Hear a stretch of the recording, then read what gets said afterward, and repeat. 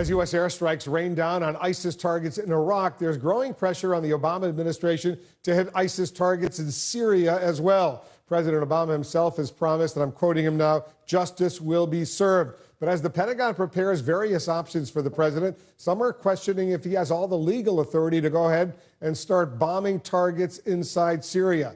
One U.S. senator drafting legislation to give him that permission. That would be the Democratic senator from Florida, Bill Nelson. He's joining us now from Orlando. Senator, thanks very much for joining us. You want a resolution, an authorizing legislation to be passed in the Senate that would formally give the president the authority to go ahead and bomb targets in Syria. Is that right?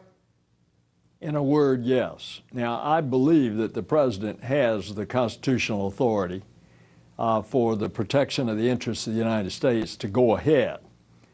However, there is some dispute, and some of the legal scholars, as well as some of our fellow senators, like Tim Kaine of Virginia, feel very strongly about this.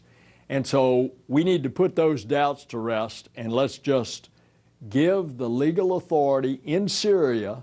The president has the authority in Iraq. Let's give it in Syria, because the head of the snake is in Syria, and that's where you have to go after to kill the snake. As you know, a lot of your fellow senators will ask this legitimate question: why vote for something like that before there's an actual strategy in place, including an exit strategy for dealing with ISIS in Syria?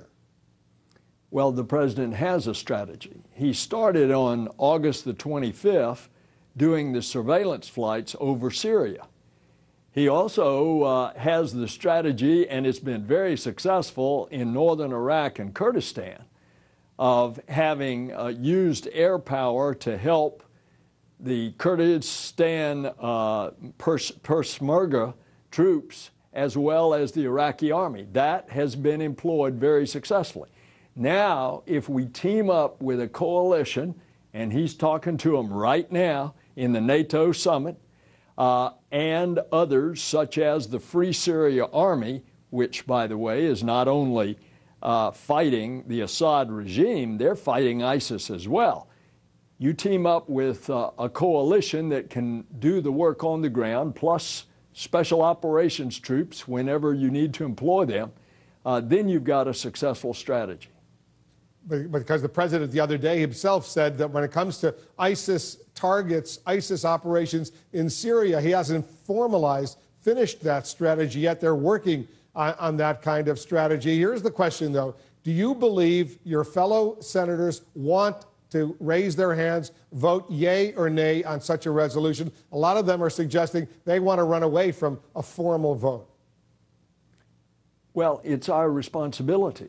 It's part of the Constitution. If you declare war, it has to go through the Congress. On the other hand, the president clearly has the chance to strike if he's protecting the country. So this isn't going to be a 1 or 2 day strike. This is going to go on for a while, and it's going to be absolutely essential, because if we don't deal with it now, we're going to have to deal with ISIS in the future. I mean, Wolf, the head of ISIS, has said he wants the black flag of ISIS flying over the White House. And you're taking him very seriously, obviously, with those words. Senator Bill Nelson, thanks very much for joining us. Thanks, Wolf.